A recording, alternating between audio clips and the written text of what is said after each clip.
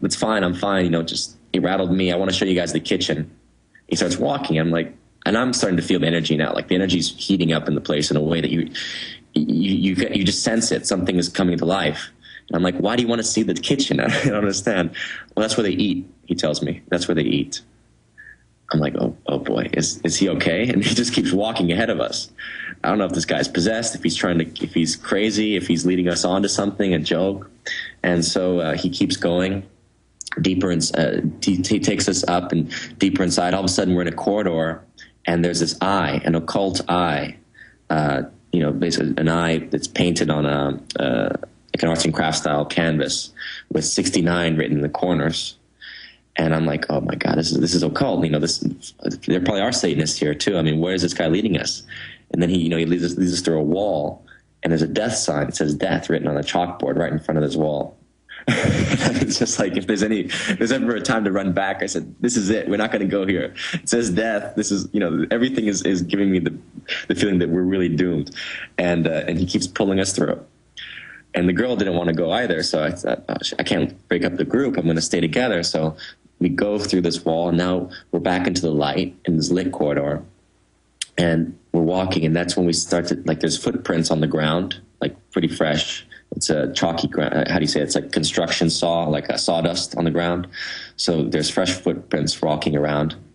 And there's these Woody Guthrie guitars all over the place that say, this machine kills fascists, because Woody Guthrie was at the hospital at one time. And it really got spooky at that point. And then we heard a footstep above us, felt like someone walking above us. And then a footstep very clearly behind us in the corridor. And that's when I grabbed him, like, you motherfucker, you better get us out of here now, because we can't, we're really in trouble. There's someone here. And that's when he realized, oh no, we really are in trouble. So we started running out, and we get to, we found a door that was open, but there was a chair positioned right in front of the door. So it was as though if we had trampled on the chair, we would have created a loud noise. So he jumps over the chair, pushes through, and we get outside and we get back to the car. And we pull away and we think, okay, it's over, and that's a great experience, and then we're going to start writing a script about it. But what's really strange is the Satanist thing. I think there were Satanists there that night. Because let me stop you. That's exactly what I was about to say, and I hadn't gone through the story with you yet, is that it could have been them dressed up inside of there, and he saw somebody in the dark, and then the footsteps you heard were people. Yeah, it's a very interesting thing, because what happens is the following night, I go back to Los Angeles, and Alex has a man standing outside of his window. That's Alex Wraith. Yeah, he has a man outside of his house in a hood, like basically like a hood. It looks, well, this almost sounds like gang stalking or something. Have you heard of that? It is. It actually is, because he proceeded to have these guys out of his window. Well, see, but let me stop you. Nobody would believe this, but Ventura doesn't want to get into it. Tyrell, who I think doesn't want to get into it. But the harassment and stuff, the guys in suits breaking in, facilities getting broken into, the threats, the CIA trying to mess with them. And basically that's part of CIA mind control, is they'll put somebody on PCP, bring them dressed up in devil outfits to freak them out. I mean, that's what this kind of sounds like. Sorry, go ahead. Yeah, because it was definitely Satanists do consort there, and I mean, Alex has told me experiences where he's been to a couple of these mental hospitals, and they're trying to conjure demons. That's very clear, and so because they believe, because of the negativity, and I've seen mainline news reports on this, that Satanists are always breaking into them because they believe the negativity will help them get this power. Yeah, it has to do with, there's a mixture of things. It might be part of the energy that's been created in this location. It's been trapped there, obviously, as you said. Yeah, it's a very negative location because of the history of it, the amount of pain, suffering. Also, don't forget that if these patients did bring any demons, so let's say that these patients were haunted by shadows, things from the sort of the fourth dimension and beyond, right? If they had these shadows on them and talking to them as they whisper in your ear, I mean, this is known as the jinn, and the Arabs are very clear. And every culture, yeah. Yeah, and the jinn is very real to the Arab. You talk to almost any person from Arabia to Iran to Lebanon, and you say jinn, they freak out. It's not a joke. To us, demons, we laugh, but that's taken very seriously. So if these people did have these sort of jinn shadow things, as Paranormal Activity showed the shadow pretty clearly, that's what a shadow would be. it's you don't really see much of a substance. It's just a vapor. Then these shadows are talking to them, and then these people come and they're locked inside of a mental hospital. Now, let's say they die there or they leave there, and the shadow stays on. The shadows are now like almost like a consort. Like so that's the theory: is it becomes like a ghost yard of ghost, almost like pirate ships kind of gathering at a secret island. It becomes like a graveyard for ghosts. Indeed, exactly. It's a ground, like you've created a portal in a sense. It's like Ghostbusters time, but you've created. And then the researchers think that attracts more. I never get into things like this on air, even though everybody's got stories. I mean, I've had a few experiences in my life. My mother has, especially at our home place out in East Texas. Everybody talks about it, and it's certain places, especially prisons, things like that. We'll be right back with Sean Stone. Hi, this is Alex Jones. Did you know that the global elite are now storing non-hybrid seeds in secret storage vaults near the Arctic Circle? Did you know that in a real meltdown, non-hybrid seeds can become more valuable than silver or gold? It's true, seeds have outperformed even gold and silver before in this country, and it's possible that it could even happen again. So our friends at Solutions from Science have put together the perfect mix of non-hybrid seeds. They call it a survival seed bank, and it can produce an endless supply of nutrient-dense food for you and your family. And here's the best part. These seeds have not been genetically modified in any way, and you actually get enough seeds to plant a full-acre crisis garden. So visit them today at survivalseedbank.com. That's survivalseedbank.com, or give them a call at 877-327-0365. That's 877-327-0365. Remember, in a real crisis, non-hybrid seeds are the ultimate barter item. This is Alex Jones for survivalseedbank.com.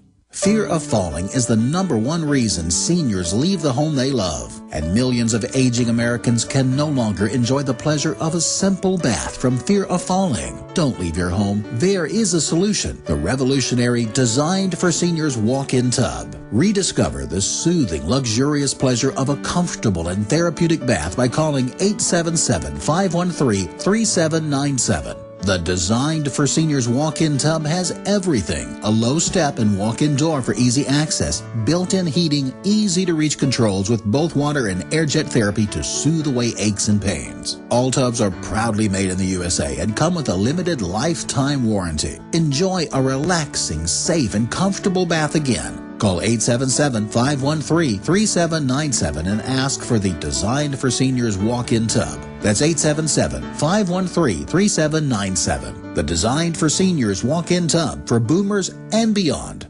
Your natural organic herbal formula for heart health is Heart and Body Extract. My name is Van, and I'm 68 years old, and I live in Vermont.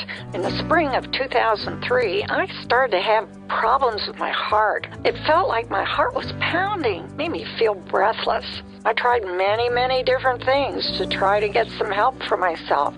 Nothing did anything. Heart and Body Extract is very powerful, very effective, and works quickly. I saw one of Sharon's ads and ordered Heart and Body Extract. I noticed a difference quickly, within days.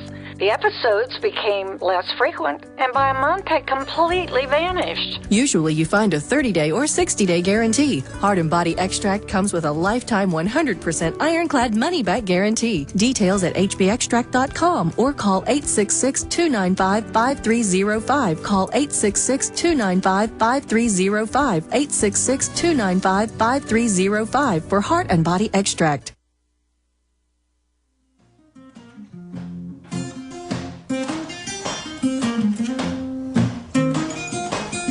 We're going to continue with Sean Stone, writer-director in his own right.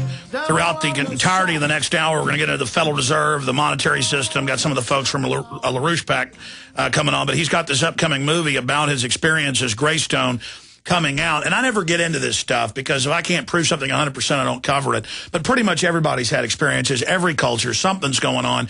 And during the break, Rob Dew, one of our great video editors and camera guys, ran up to me and told this experience just real fast. And we're going back to Sean Stone to get his take on this. Tell folks the story you just told me. Sure. Yeah. My band, we were having a band practice one night, and it was the middle of a song. We were jamming along, and we were doing a great version of it. And nobody was singing. And then all of a sudden, we hear this scream come through the PA. And I mean, it sounded unearthly, and it sounded like pain. like horrible pain. And I look up because I thought maybe one of the singers had done something. I look up at him because we have 2 singers in the band, and he's just playing his guitar, and he starts looking around.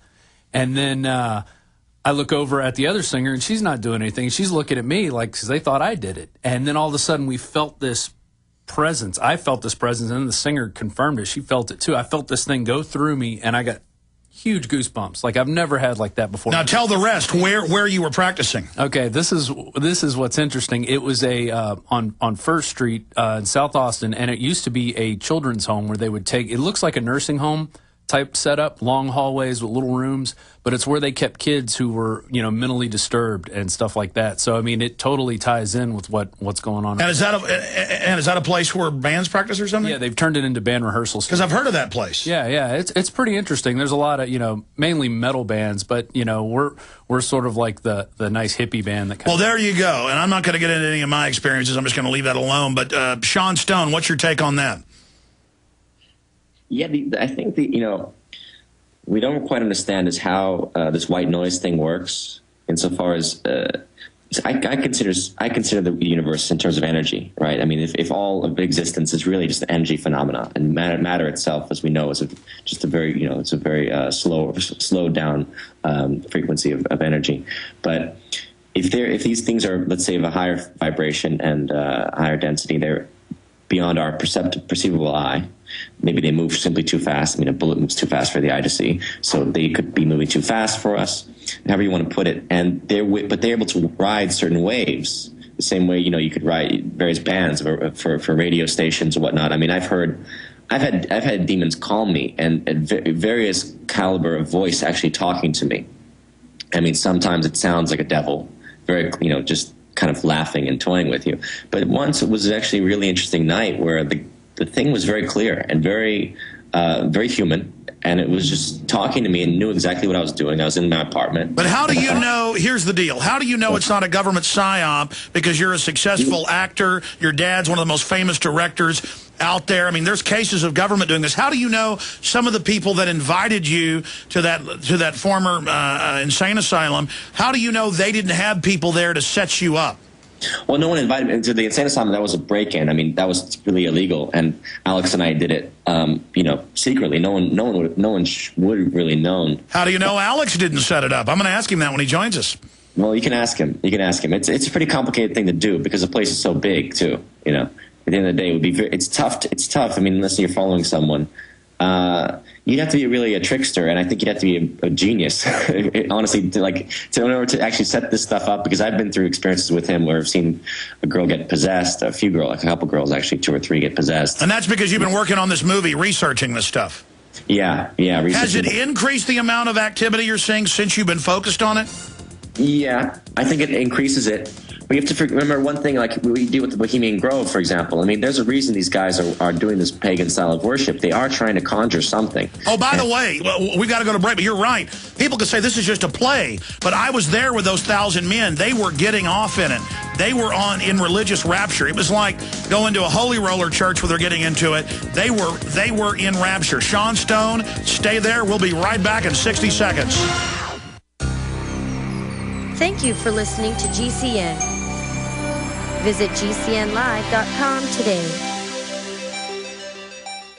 You may be arrested and/or subject to other police action. Tyranny is here. The grim future foretold in 1984 has become reality. It really says that the state is God. The United States is now recognized globally as one of the most oppressive police states on Earth. This film conclusively proves the existence of a secret network of FEMA camps, now being expanded nationwide. This documentary exposes how the continuity of government program has established an all-powerful shadow state. Police State 4 chronicles the sickening depths to which our republic has fallen. Prepare to enter the secretive world of emergency dictatorship. Body scanners, sound cameras, citizen spies, stage terror, and cameras on every street corner. It's only the beginning of the New World Order's hellish plan. The police state isn't coming. It's here. Secure your copy today at Infowars.com or see it online in the highest quality at PrisonPlanet.tv. Waging war on corruption. Alex Jones on the GCN Radio Network.